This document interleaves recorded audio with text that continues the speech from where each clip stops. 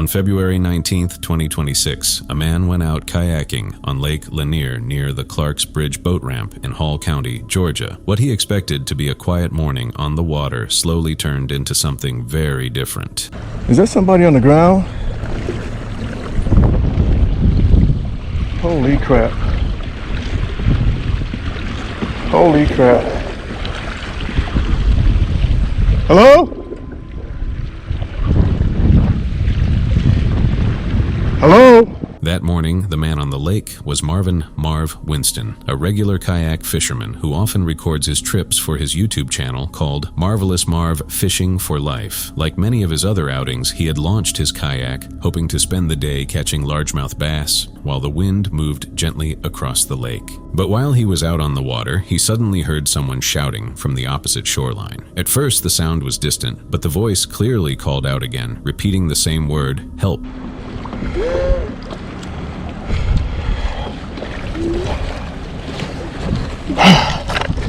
Ma'am, do you have a name?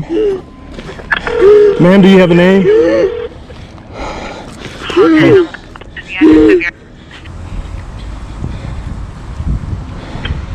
Okay, did you witness this? No, I did not. I was on the in my kayak, and I thought I heard somebody screaming help, help, and it's windy out here, so I pulled up closer and I saw someone laying on the ground. 06.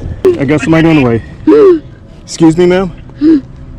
What's your name? My name is Marvin. Ma'am, can you tell me your name? Okay, just relax, ma'am. Just relax. Just relax. Just relax. Yeah, just stay in this position right here. We got help on the way. Yes, that's where I'm at, but I'm across from the actual boat ramp. Okay, ma'am. All right, hold on. Where are you hurting? Don't move. Don't move. She has a rock underneath her and she's trying to move. Relax, ma'am. Relax. Hold on, ma'am. Hold on, ma'am. Hold on, ma'am. Ma'am. Okay, I think she just went unconscious.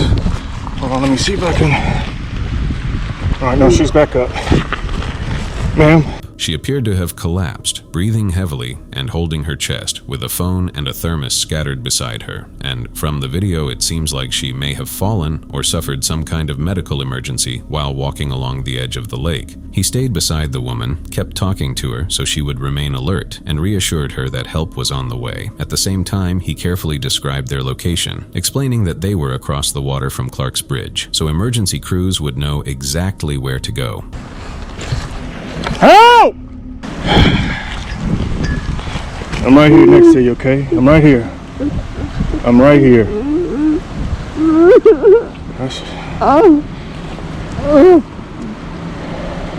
It's okay. Don't try to move. Just stay where you are, okay? Yeah, I know. It seems like it hurts to move. Don't move, okay? Save your energy. Yeah. It's okay. It's okay. I know. Yeah, something hurts. But we're just gonna. Don't want you to move. Just stay relaxed.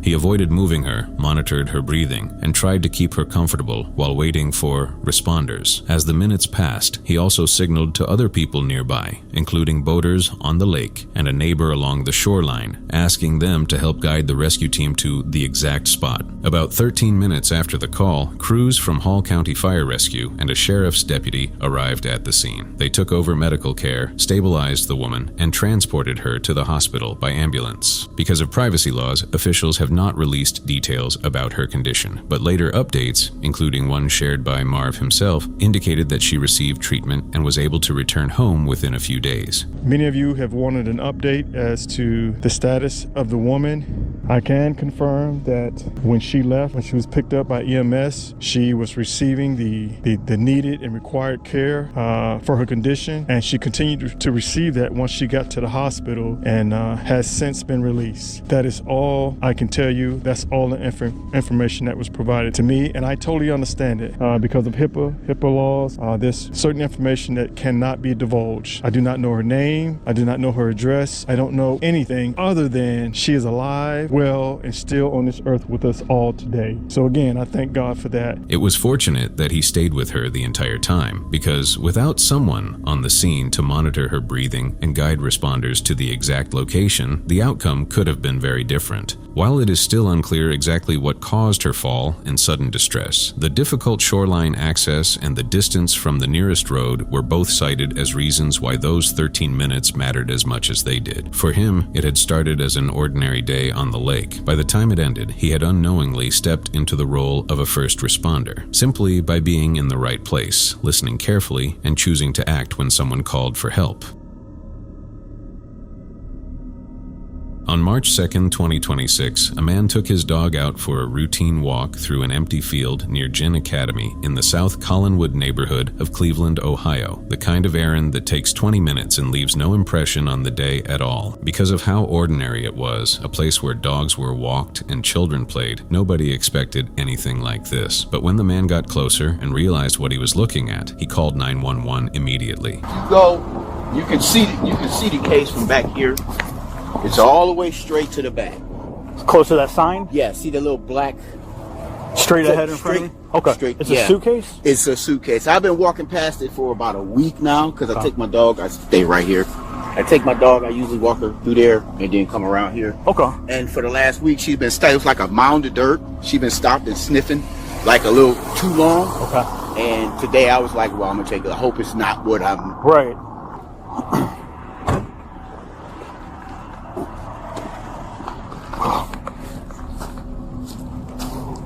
Radio. God. Put me on the air, please.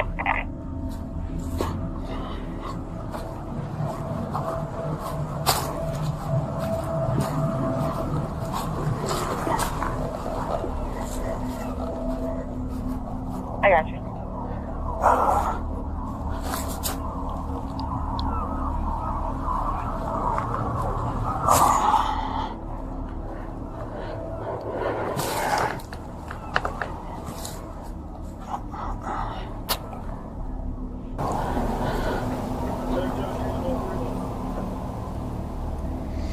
I haven't opened it yet. The dude I talked to, the caller, he said that there was this suitcase partially like buried in the ground that he said he's been noticing for like a week, and his dog keeps trying to get to it. So he said that he pulled it out today and to see what was in there because it was kind of heavy, and he noticed like a head and he just left it and called the police. So I'll just wait till you guys get here before I open it. All right.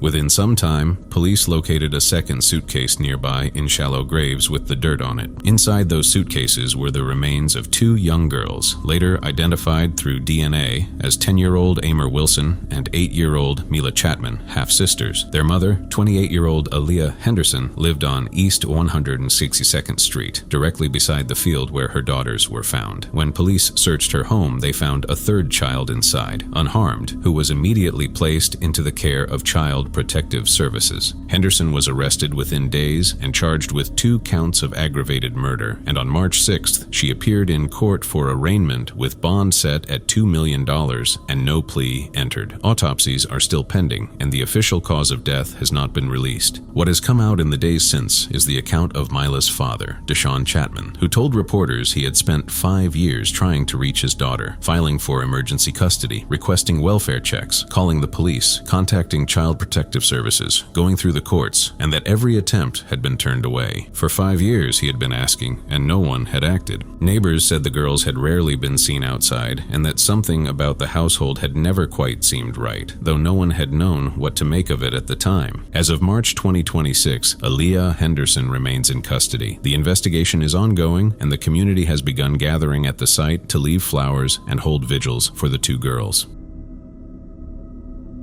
On March 21, 2025, a hiker named Peter went for a walk in the Mala Fatra mountain range in northern Slovakia, a trip that began like any other quiet hike, but slowly turned into one of the most frightening moments of his life. That morning, Peter set out along a forest trail with his dog walking beside him off the leash. He was not an inexperienced visitor, but a local who had spent time in these mountains before and had even seen bears in the distance on previous hikes. But when he rounded a bend and spotted a sow with her cubs just ahead of him, this happened.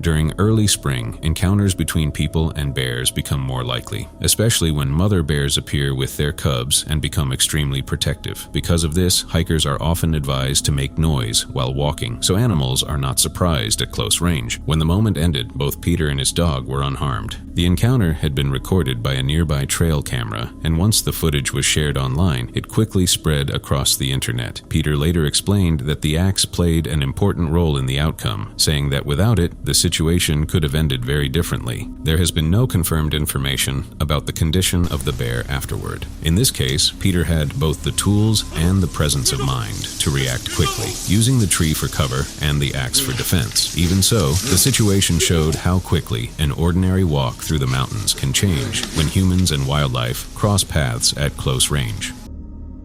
On January 16, 2026, a truck driver at a nickel mine in East Halmahera Regency, North Maluku Province, Indonesia, began his shift expecting an ordinary day of work, the kind of routine that comes with operating heavy equipment in a large industrial site. But before the shift was over, the situation around him would change in a matter of seconds. That morning, the driver was operating a heavy dump truck in the tailings area, slowly reversing and positioning the vehicle as part of his normal work routine, something he had likely done hundreds of times before without any issue. But as he maneuvered the truck on the loose slope of the waste pile, something began to change beneath him.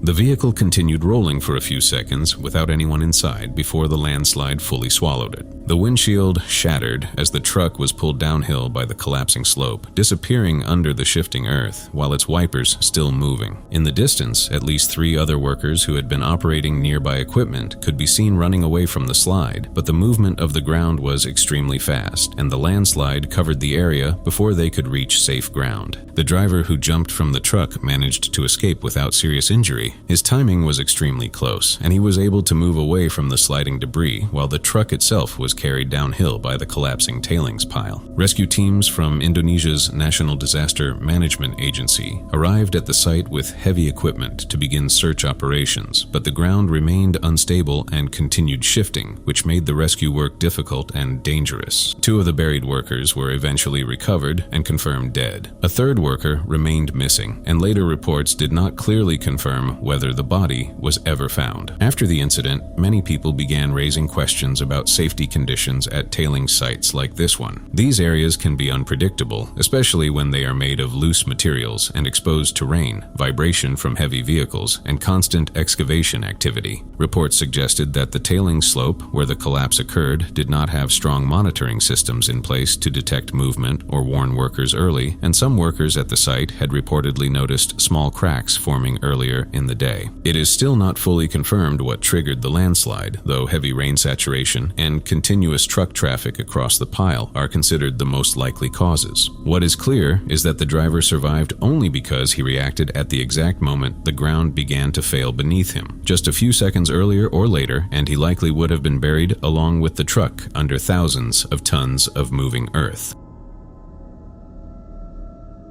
On 19th February 2026, a group of motorists were driving along South Africa's N4 toll route, heading toward the Waterval Boven Tunnel. For most of them, it was just another weekday afternoon drive along a highway that thousands of vehicles use every day. That afternoon, vehicles had already begun slowing down inside the tunnel. A truck further ahead had broken down and come to a complete stop, forcing drivers behind it to slow to a crawl. Cars, a minibus, and several trucks lined up in the confined space, waiting for traffic to move again. For a moment, everything was still, until it wasn't.